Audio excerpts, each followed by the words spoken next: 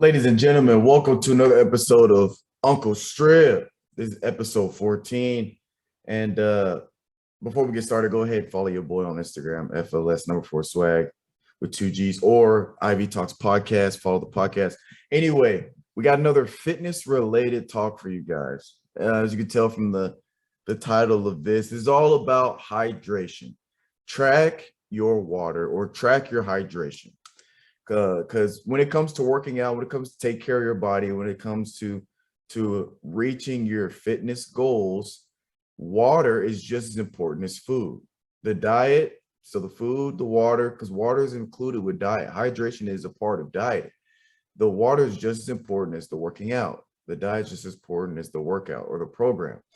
And so I've always made this analogy, or I always use this analogy a lot when I talk to people, when I'm educating people on fitness. Your body is like a car. You can always use analogy as a car for your body, where if you can imagine that the food is the gasoline for your body, right? For the car. Food is the gasoline. Water is the oil. All right. So when you get an oil change, that oil is what helps make the engine run smoothly, right? If you don't change your oil, your engine will lock up. If you aren't hydrated, your body locks up. You can cramps, you can get soft tissue tear, soft tissue injuries, muscle tears. You're more prone to stuff like that, right? So you want to make sure you keep the body. You want to keep the car well oiled and full of gasoline, right? And this is kind of getting sidetracked from the water, but just going off of the analogy of your car, your body is like a car.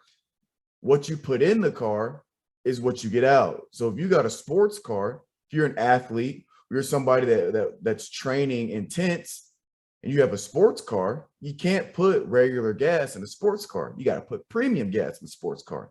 That means you got to put the right foods. You got to put healthier foods, the right foods into your body if you're training, right?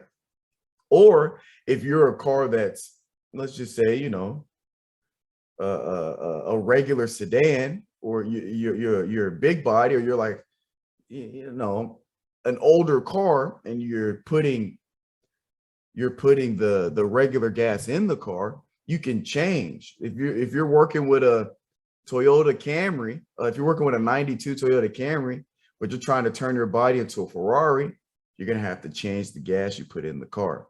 But moving forward, hydration is very important to just overall quality of life, right? It's that important. And believe it or not, 75% of people are dehydrated. Now, may not be chronic dehydration, but 75% of the population is not hydrated. They're dehydrated, right? So I'm going to get into the benefits of being hydrated. So just off the top of the list, because being a former athlete, or being an athlete, fitness athlete, whatever you want to look at it, but being hydrated helps reduce injuries, right? So if you're in the realm of sports, you've probably heard this analogy before, but your muscles are like a steak, right? And you want to have your muscles like a raw steak, right? It's got that malleability to it, right? Where it's very flexible. You can bend it, you can fold it in half, but it doesn't tear. It's very malleable. That's how you want your muscles to be. That's your muscles hydrated, right? When you're dehydrated, you're like an overcooked steak, a well done steak, a steak that's well done, but it's overcooked, it's dry, right? If you pull on it, it starts to tear. That's how your muscles are when you're dehydrated. So you want to always keep your muscles hydrated, so you have that malleability to them. It has that hydration to where they're able to flex, compress, decompress at high speeds and at high forces and not tear on you. So that's like, as an athlete, that's importance number one of being hydrated. Two, if you do have an injury, it helps with faster recovery. Being hydrated helps with digestion. It helps keep the immune system strong. It helps with just your overall bodily functions. And so you want your immune system as strong as you can get it, strong as you can keep it, so you'll get sick less often. Or if you do get sick, you get over it faster. If you're hydrated, again, with the muscles being like a raw steak, you can train harder when you're hydrated. I don't know about you guys, but I've had a workout where I wasn't dehydrated or where I wasn't hydrated well. It's tough. It makes the workout twice as hard when you're not hydrated. You're barely get the weight that would normally be easy for you to get. It's tough to get when you're dehydrated. Same if you haven't had enough food to eat. It's the same thing. Weight that you could normally push no problem for sets of 5 or 6, it's a tough to get 2 or 3.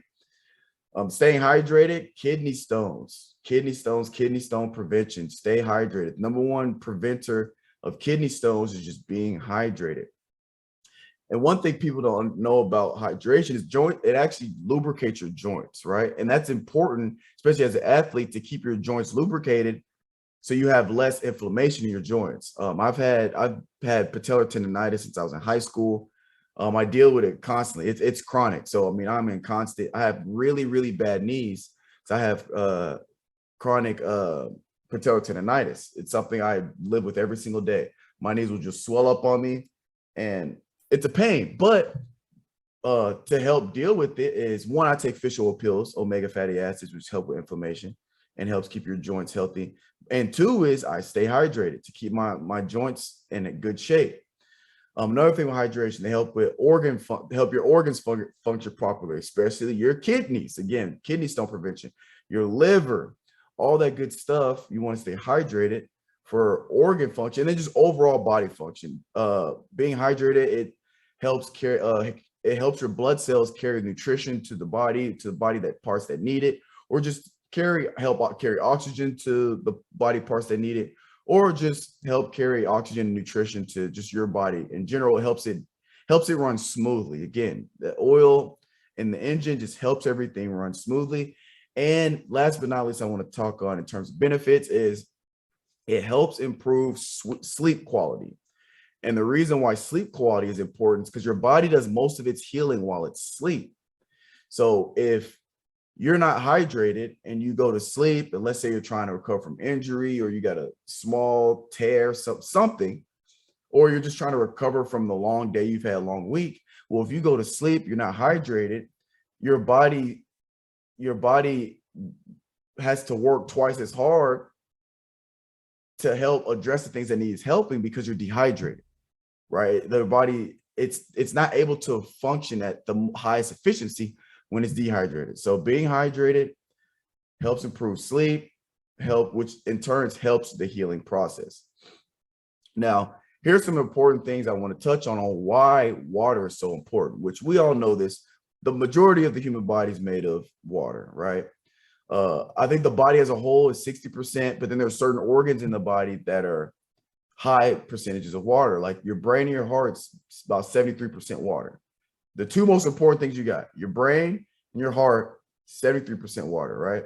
So being hydrated helps with cognitive function, helps to keep your heart healthy. Your lungs, 83% water. Skin, we all know your skin, largest organ in your body, 64% water. Being hydrated also helps with your skin, keeping your skin hydrated and moisturized, helps with the retention of it, and it can help prevent acne, obviously depending on what kind of acne, but it can help prevent acne. So being hydrated helps with your skin, and your muscles and kidneys are 80% water. Again, the number one reason for soft tissue injuries or muscle tear or muscle injuries is dehydration, cramps. Usually it's dehydration. So you can prevent all that by just being hydrated. Now, how much water should you drink? That becomes the next question. Now that you're educated, you're like, okay, water, my boy Finis is saying water is important. How much do I need to drink, right? I always recommend a gallon a day, right? That's a gallon is 128 ounces. I always recommend a gallon a day. That's what I do. I do at least a gallon a day. Like yesterday, I did 154 ounces, which is well over a gallon. And if you're the more active you are, the more you need to drink. But for me, a gallon is plenty, whether I'm active that day or not. Gallon, even on my off days, gallon a day every day. Now, if you're not active, what I always suggest is I still suggest a gallon a day, even if you're not active. But some people say, oh, 128 ounces. If you're somebody that doesn't keep up with your water or you don't drink that much to begin with, starting with a gallon a day off rip, it's kind of tough, right? All right, well, bare minimum is 8 to 10 cups of water. By cups, I mean 8 ounces, 8-ounce cups, 8 to 10 cups of water, right? And so the general rule of thumb is 8 cups of water for women, 10 cups of water for men. So if 8 ounces and 8, so that's basically 8 glasses of water is about 64 ounces, 8 ounce servings, right? Or cups. If you're a man or a male, 10 cups of water would be 80 ounces. And that's what I would say bare minimum. And that's if if you're active, I think bare minimum should be your gallon, because you're sweating. So you got to make sure your net water or your net fluid gain loss is positive. So if you work out or you do a sport, like any kind of sport where you're sweating a lot, you need to have a gallon as your bare minimum. But if you're not active, bare minimum 8 to 10 cups of water. That's one way. A second is by weight. So there's a rule of thumb for weight. And I say bare minimum, half an ounce per body pound, right? So if you're 200 pounds, bare minimum, you should drink 100 ounces, which is it's pretty kind of close to the whole 8 to 10. But this is more off of weight, which I think is a more accurate representation for bare minimum. I would go by the weight bare minimum than the 8 to 10 cups, because the amount of water you need to drink obviously heavily depends on your weight. Because if you weigh 100 pounds, you don't need to drink as much water as somebody that weighs 250, right? If you want to go by weight. So, but again, half an ounce per pound of body weight. So again, if you weigh 200, 100 ounces. If you weigh 160 pounds, 80 ounces, right? That's a good rule of thumb. So now lastly, you go, okay, I'm educated, I understand the importance, or maybe you're having, sleeping problems, or you're just dehydrated and you got, maybe you see a problem that you have, and you think, okay, maybe if I get hydrated, it might help with something. Now you're educated on that. Then you're educated on how much you need to drink. Here is tips to help you execute that plan, because I'll be honest, if you're not in the routine or in the habit of always drinking a gallon, it's tough to just try to get a gallon first day. It's tough. You're gonna have to get into that habit. So one tip is, as soon as you wake up, drink 8 to 10 ounces as soon as you get up. Like, I'm talking, as soon as you get up, have like a glass of water next to your nightstand or something. Drink 8 ounces is pretty easy to just down, especially in the morning. We all know in the morning you wake up, mouth's kind of dry, you're kind of thirsty, so it's easy to just throw back 8 to 10 ounces, right? So if you do that, bam, you're at 8 to 10. Let's just say 10. You're at 10 ounces. All right. Well, if you're at 10 ounces and your goal is, let's say you weigh 200 pounds, I'm gonna use 200 pounds because that's what I weigh. So now if my minimum was 100 ounces, let's say I was doing the half ounce per pound, I only need 90 ounces, and I've only been up 2-3 minutes. I only need 90 more ounces, right? So the next tip is to drink 8 to 10 before bed. Now, I do get some people try not to drink an hour or 2 hours before bed, so they don't have to wake up in the middle of the night to piss. But for me, it doesn't matter when I drink. When I stop drinking, I got to get up to piss in the night at least once. So for me, I just take the L every night. It doesn't matter. So it doesn't make a difference to me. But if you do this, or let's just say you take in the 10 ounces in the morning, 10 ounces before bed, that's 20 right there. So during the day, you just need to get 80 ounces, right? So now the next tip is try to drink 8 to 10 ounces with every meal, right? So you're spacing it out. You don't have to chug all of this water at once. It doesn't have to happen in a 2-hour setting. It just has to happen gradually throughout the day. Maybe you drink 30 ounces before your workout, and then after your workout, you only had 10 or 12, but then the rest of the day, you're drinking 8, 10 here and there. As long as you get it by the time you go to bed, you got your ounces in. So now let's do some quick maths. So you're doing the 10 in the morning as soon as you wake up. right? And you got 10 right before bed. And let's say you're only eating 3 meals. You got breakfast, lunch, dinner. So let's say you do 10 at breakfast, 10 at lunch, 10 at dinner, right? So that's 5 sets of 10 ounces. Sounds like a workout, but that's 50. Even if you just did that every day, that's 50. I'm halfway to 100 ounces. Then all you got to do is just drink 8 here, 8 there, just throughout the day, right? It's not crazy hard, but that's still not enough. Even if you were just doing that, that's still not enough if you're only at 50 ounces. Now, another tip that's probably the one that helps me out the most is carry around a jug, either a gallon jug or a 3-liter jug. That's pretty close. It's like 100, I believe it's like 100 something ounces. But carry that around, or at least a water bottle. Now, what I'll say is the jug is easier for me because me personally, I was carrying around a water bottle, a little Gatorade water bottle that fills up to 30 ounces. And it was helping me drink water, but the inconvenience of having to refill it up is what started to hinder me from reaching my goal, right? Because yeah, I'd fill it up once, I would drink it, I'd fill it up. By the time I got done my workout, bam, I drunk all of it, 30 ounces gone. But then I'd fill it up for during the day and I was carrying it around. But when I got to the bottom of it, if I was at work or if I was busy or doing something, I didn't have the time to refill it up as soon as it got empty. Because drinking a gallon, you're pretty much constantly drinking throughout the day. So I would go 3 or 4 hours without filling it up because I was doing stuff.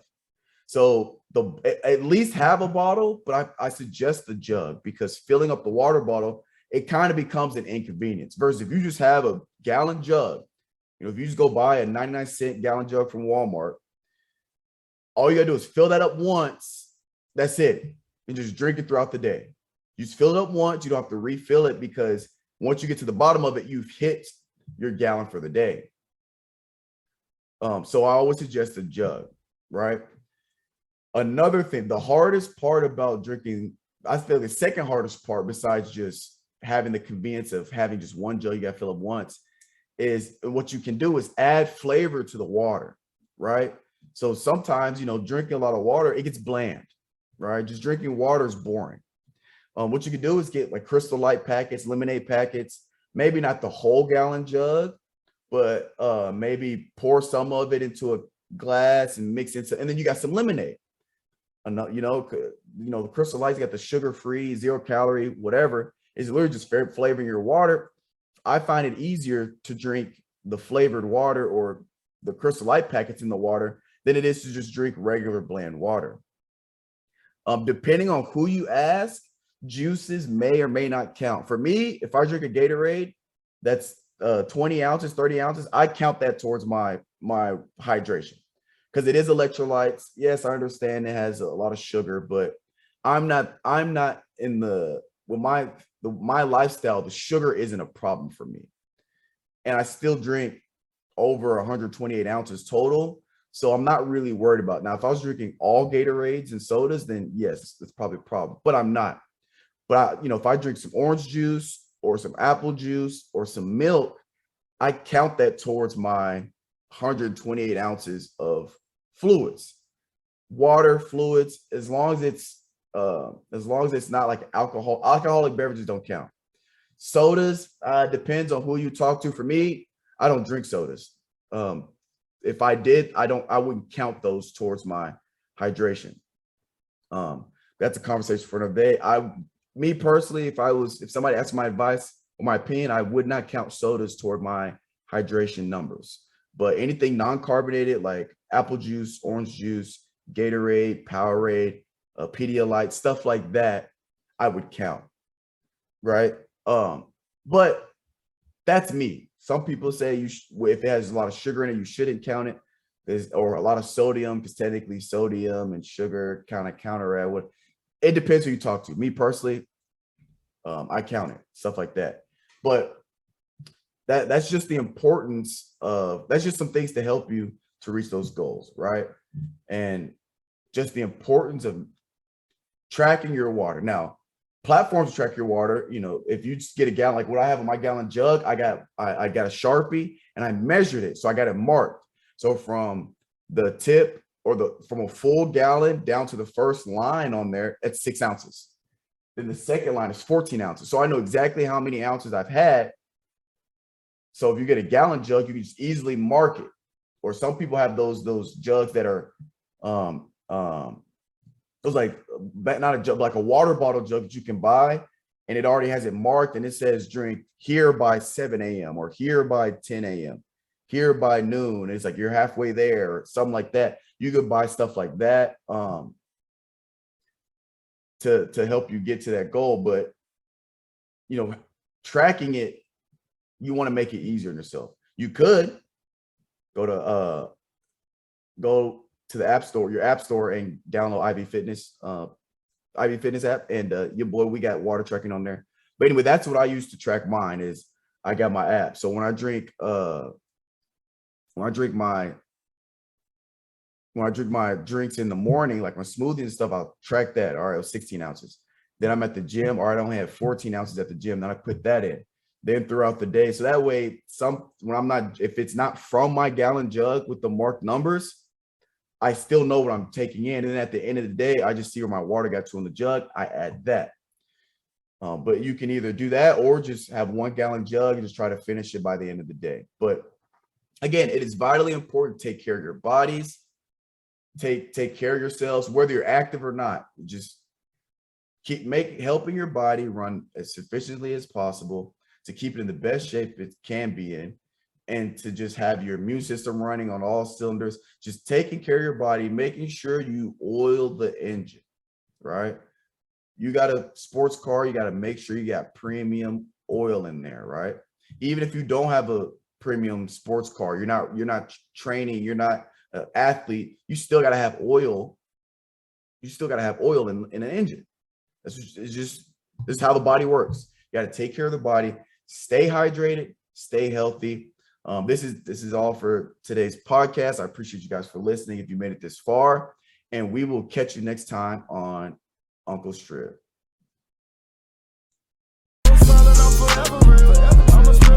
Even if I touch a meal and do it through the pain, I don't need a pain. And life won't get me down, but it won't break my will.